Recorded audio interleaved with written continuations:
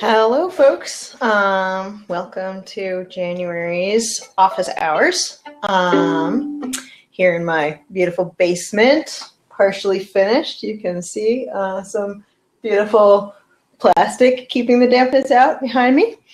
Gonna start off by playing a little tune for you. This is a current favorite. It is a tune by, not Don Messer, Graham Townsend, called Waverly Two-Step, and has a really fun little part in it.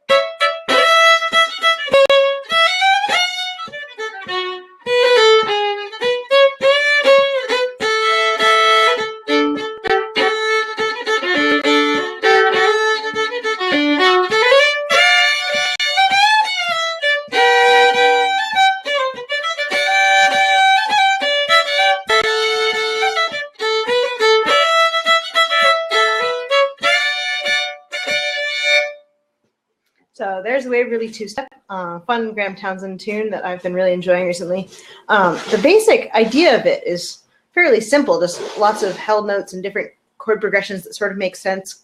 But the little details of the tune, like what the transition notes are, have been really exciting for me to really dig into and make sure I'm really trying to get as he's playing them in the recording that I have. So I've been really enjoying that tune. I see it looks like somebody's here. Let me just poke up here and see who. Hi, Maria.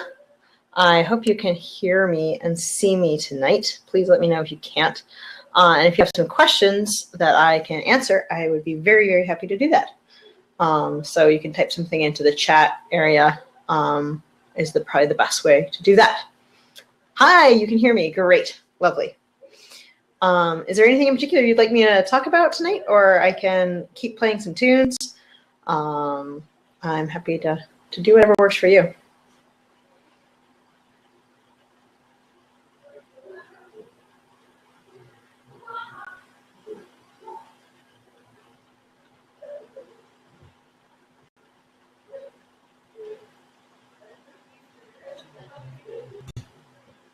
All right, I'm guessing you're thinking or typing. So in the meantime, while you're thinking or typing, I'm gonna play another tune.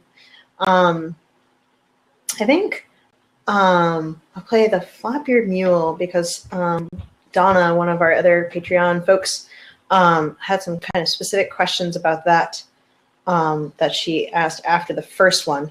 Oh, there you go. It does sound like maple sugar. It's called the Waverly Two-Step. I'll write that out here so you can see how it's spelled. Waverly, whoops, I'm not typing.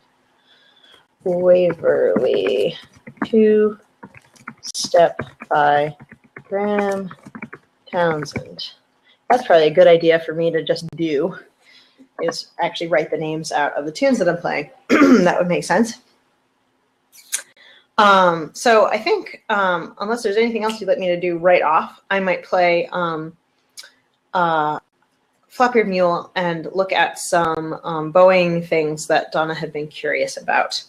And if that gives you other questions, or you have other stuff that comes up that you'd like me to talk about, I would be very happy to do that.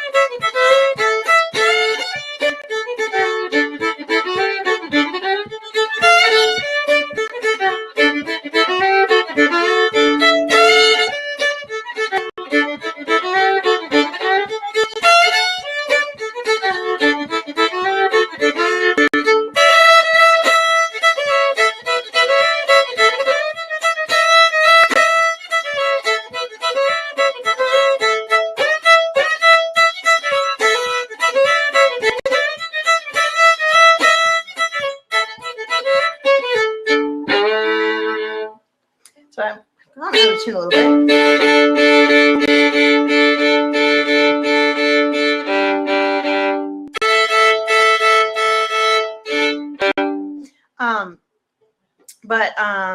Donna had been wondering some about the bowing, and I'm sorry that she is not here right now, but hopefully she can watch it later. And specifically about the kind of little triplet-y things. They're not exactly triplets, but they're like triplets. I don't even exactly know conceptually or like on music paper what I'm doing, but I can try anyways to slow it down, and I'm pretty sure I know what she was talking about.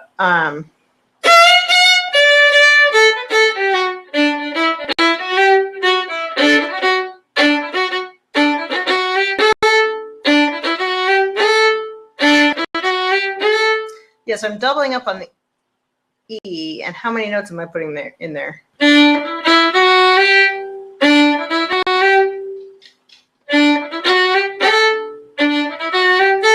I guess it's sort of like a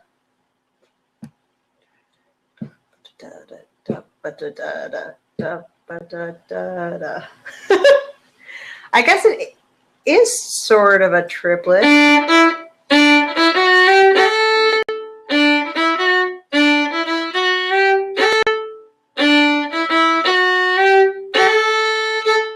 I'm doing some of it separate and some of it slurred. Slur.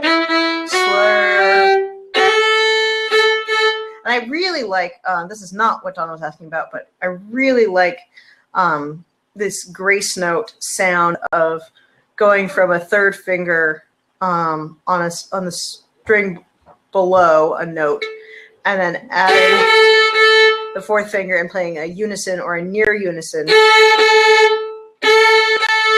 with the open string.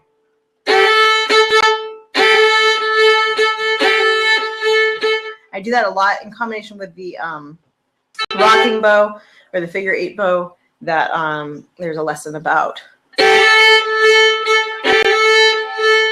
So I'm probably doing some of that in this tune.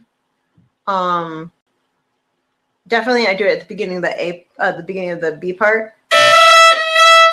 Sometimes, where I hammer on out of tune. And then I'm rocking as I do that. I'm moving my bow from the A string to the E string, and then the A string to E string on an up bow. And when I change the bow, I pulse a little bit, which is just by pushing a little bit and speeding up the bow a little bit.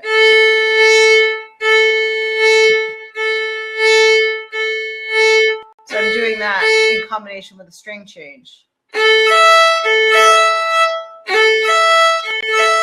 And doing that in combination with the hammer on from D to E.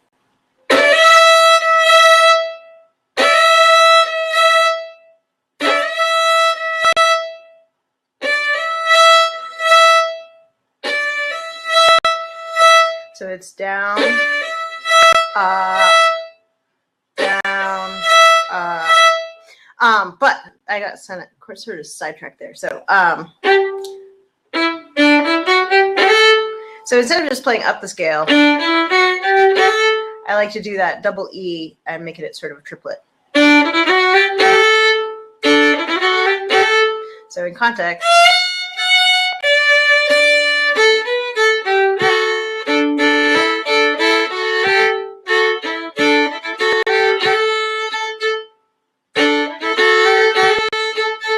and then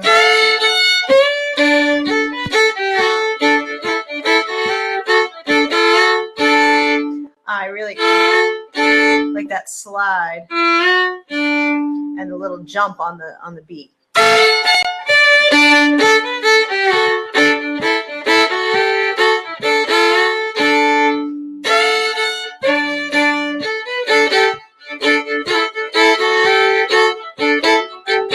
Oh, that's something else I do.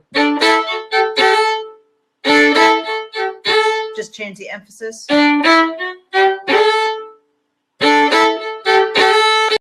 Instead of, so I do both of those things from the beginning.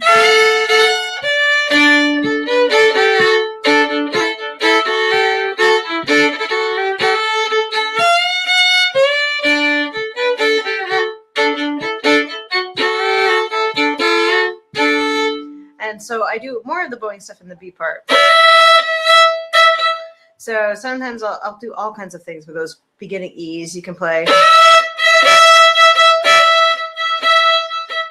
You can play, which is a down, pulse, up, pulse, and 2 checks.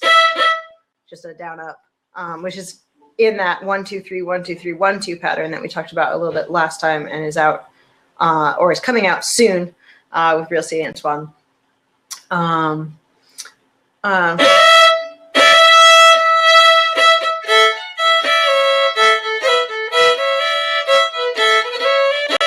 It's the same idea. It's the same fingering, it's just on the A string.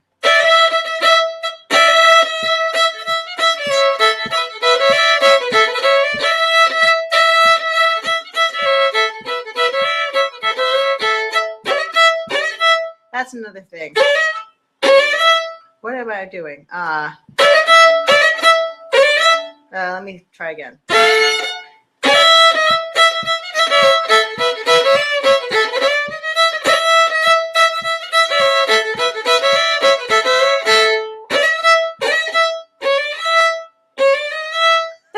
I think I'm playing C sharp, D sharp, E.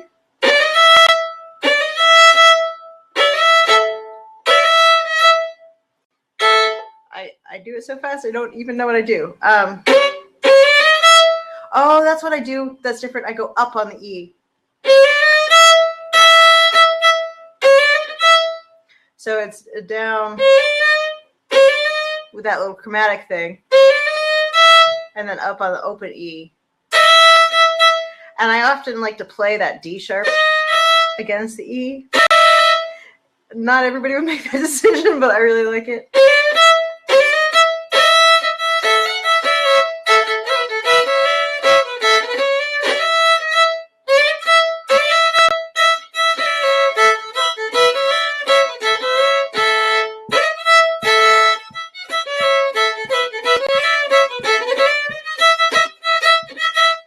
This is something else I do is 1, 2, 3, 1, 2, 3, 1, 2. That same emphasis pattern. Sometimes unison, sometimes slightly out of tune. In the place of that, you know, what typically in sheet music you'll see is, which there's nothing wrong with that exactly, but you can do more fun things. Let's see. Options that I talked about were a long bow 1, 2, 3, 1, 2, 3, 1, 2. A chromatic run, and a separate bows 1, 2, 3, 1, 2, 3, 1, 2.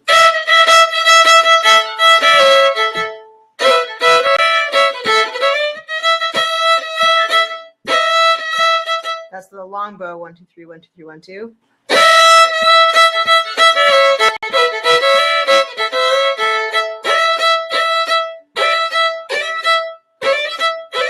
There are the chromatics.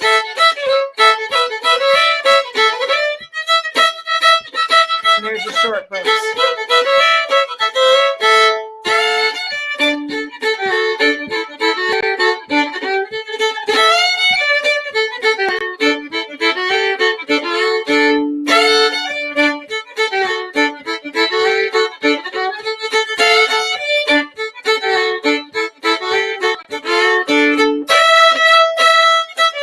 There's a third thing. Oh dear. So that's 1, 2, 3, 1, 2, 3, and then maybe a 1, 2, 3, 4. 1, 2, 3,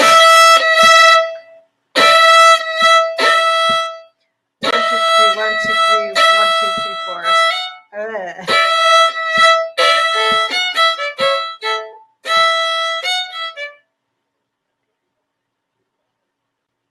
Maybe it's 3 3s. Yeah, because I've got 4 notes after it before the next beat. So it's like 1, 2, 3, 1, 2, 3, 1, 2, 3. 1, 2, 3, 1, 2, 3, 1, 2, 3. 1, 2, 3, 1, 2, 3, 1, 2, 3. That's cool. I didn't know I was doing that.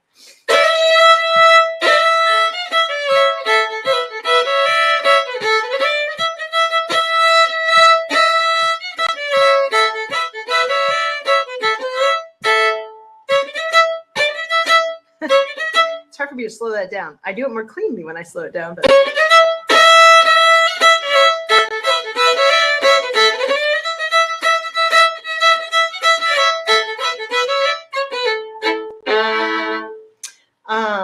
Well, there's some bowing things for Donna when she tunes in. I'm trying to remember if there are any other questions that people had asked in between these sessions that I could address. Otherwise, I could just keep playing some of my favorite tunes, which is always super fun. But I'm going to write what that was. So that was Flop Beard Reel, which is a tune that I learned like ages and ages ago. It was one of the early tunes I learned. It's a common early tune for a lot of people. It's great because there's like, it's fun to teach because the B part is like kind of exactly the same as the A part, but up a string with a couple of differences. And there's just so much you can do. It's hard to get from the very basic version for a lot of people to a more advanced version, but there's so many fun opportunities to do stuff with it that I think it's really worth playing around with and worth not writing off as a like beginner tune, because there's which is true for a lot of beginner tunes, that they're good tunes and that there's a lot of possibilities. Let's see, I can't remember if I was on my Lady Walpole's Reel kick yet when I did the last video. I'm guessing I was, and then I played it. But since I can't remember if I played it, not coming up with anything else. What's another favorite tune I've got going these days? Oh, that would be a fun one to play. Because I think I did play Lady Walpole's in the last session. Although it might have been when before recording probably. Here, this is really fun. You guys get to sit and listen to me talk to myself. I'll play Lady Walpole's just in case it didn't, and then I'll play the Carrero Jig, which is another really nice one. Buckwheat Batter Bowing, great. Let's do that too. I'm going to do the two things that I said, and then I will talk about Buckwheat Batter Bowing. Awesome. So here's Lady Walpole's Reel. It's a chestnut classic New England tune with a dance of the same name. It is a finger twister. It's in B flat, but it's a really worthwhile tune. And in spite of the difficulty, I really, really like it. If I can remember how it goes.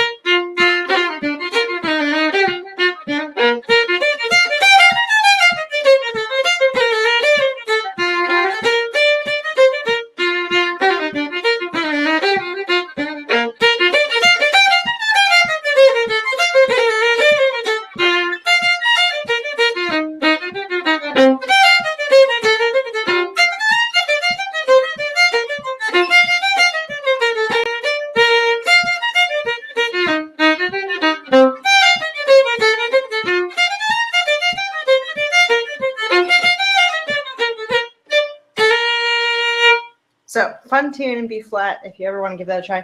I've also heard people play it, I think, in G, but I don't like it as well there. Even though the B flat's quite difficult, I really think it's worth learning in B flat.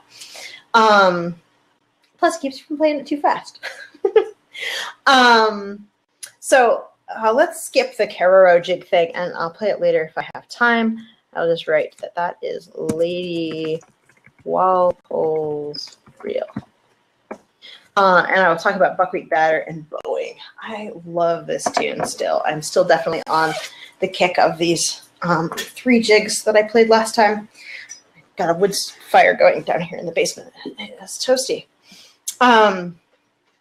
So buckwheat batter. Let me play it through and think about it. I can tell you that I'm gonna be using the jig bowing technique that I've been like driving into everybody and made the video about. The kind of long with a little check in the middle.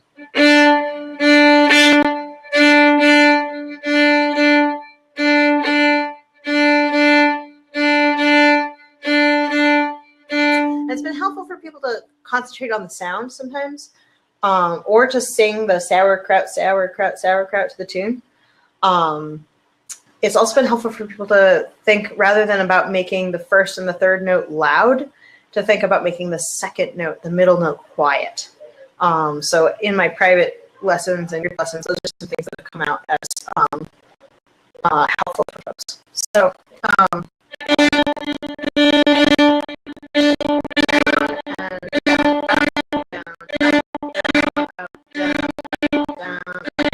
that's going to be the foundation, and that rhythm, the that's going to be the foundation rhythm, no matter what else happens bowing-wise. I might change some things around. I might do a couple of different things in different places, but mostly it's going to be that same pattern and feel, if not actual bowing, note downs and ups. It's going to be that feel all the way through, and so you can achieve that emphasis by making a long, strong bow. Oh no, my picture is gone. I have no idea why. I'm hoping that it will catch up, because that's one thing that happened before. Let's see if you can still hear me.